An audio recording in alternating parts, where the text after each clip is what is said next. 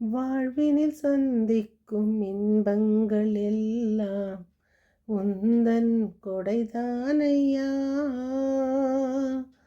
தாழ்வினில் வாட்டிடும் துன்பங்கள் அனைத்தும் உந்தன் செயல்தானையா. வாழ்வினில் சந்திக்கும் இன்பங்கள் எல்லாம் உந்தன் கொடைதானையா. தாழ்வினில் வாட்டிடும் துன்பங்கள் அனைத்தும் உந்தன் செயல்தானையா. எல்லாமும் தந்தேன், என்னையே தந்தேன், பலி பொருளாய் ஏற்றிடுவாய். உன் பீடம் வந்தேன், காணிக்கையாக என்னை நான் தருகின்றேன். அலைமோதும் வாழ்வை அன்போடு தந்தேன், ஏற்றிடு என் இறைவா. என் இனிய உறவுகளே, நாம் இன்று 21/1/25 இருக்கின்றோம். தூய ஆவியானவர் நம்மை தினம் அன்போடு அரவணைத்து அன்னையின் அரவணைப்பிலும் நாம் தொடரும் சங்கீத தொடர்ச்சி 69, 7, 8, 9. இன்றைய வாசகம் எபிரேயர் 6, 10, 20. ஆண்டவர் கடவுள் நீதியற்றவர் அல்ல. இறை மக்களுக்கு நீங்கள் முன்பு தொண்டாற்றி வந்தீர்கள், இப்பொழுதும் தொண்டாற்றி வருகிறீர்கள். இன்றைய தூய நற்செய்தி வாசகம் மார்க் 2, 23, 28. இயேசு ஓய்வு நாள் பற்றிய எடுத்துக்காட்டு.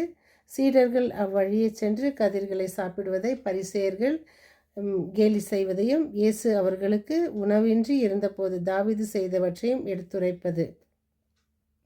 இந்த சிந்தனைகளில் சட்டத்தை மீறுகின்றனர் என்று குற்றம் சாட்டுகின்றனர். அதற்கு இயேசு தாவீது அரசர் காலத்தில் நடந்த நிகழ்வினை கூறி பரிசேயர்களின் வாயை அடைக்கின்றனர்.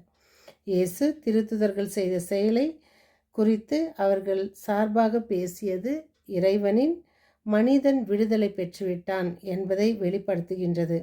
மனிதர்கள் சட்டங்கள் அல்ல, உள்ளார்ந்த நோக்கங்களை உணர்ந்து செயல்பட வேண்டும். அப்பொழுது தான் நாம் நம்முடைய தீர்ப்புகளில் தவறிழைக்க மாட்டோம். நாம் விசுவாசத்தோடு அன்று ஓய்வு நாளில் மனிதர்களுக்காக இறைவன் போராடியது.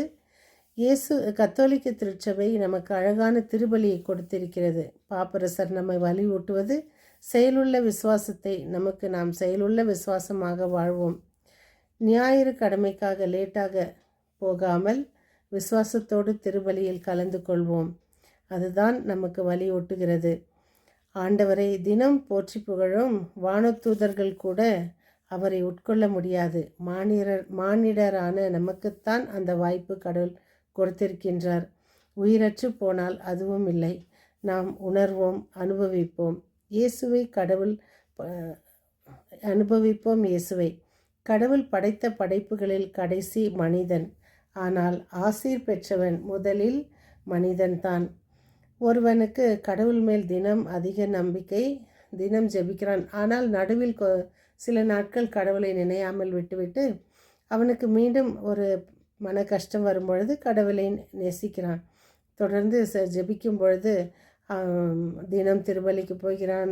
நாட்கள் திருபலிகள், இப்படி எல்லா விதமான பக்தி முயற்சிகளையும் செய்து வருகிறான்.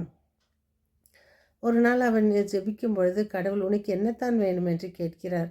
ஆண்டவரே, நீங்கள் எனக்கு என்னுடைய கஷ்டம் தீர்ந்தா போதும் அப்படின்றார். அப்போது ஒரு கண்டிஷன், நான் போடுற ஒரு கண்டிஷனை நீ ஒத்து போகணும் அப்படின்றாரு.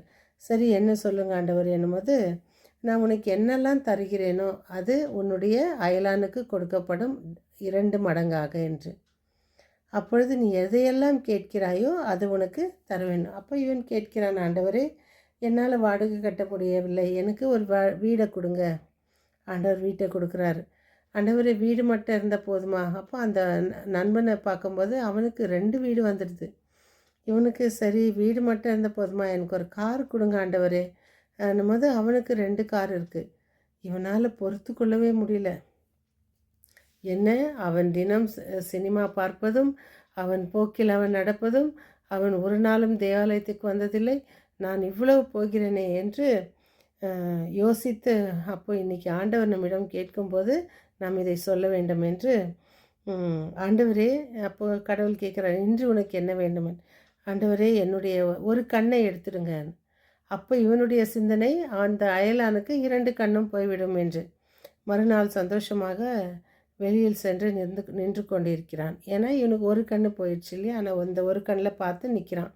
பார்த்தா அவன் அழகாக 2 கண்லேயும் பேப்பர் படிச்சுட்டு இருக்கான். இவனுக்கு பார்த்தவுடன் ஒரே ஆச்சரியம்.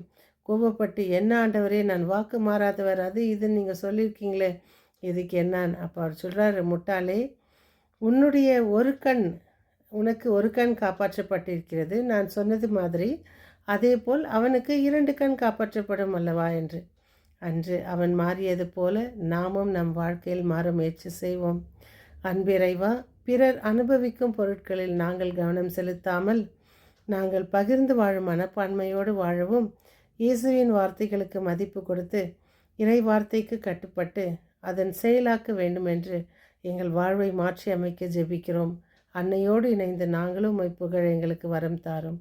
ஆமீன். மீண்டும் சந்திக்கும் வரை உங்கள் அன்பு தோழி.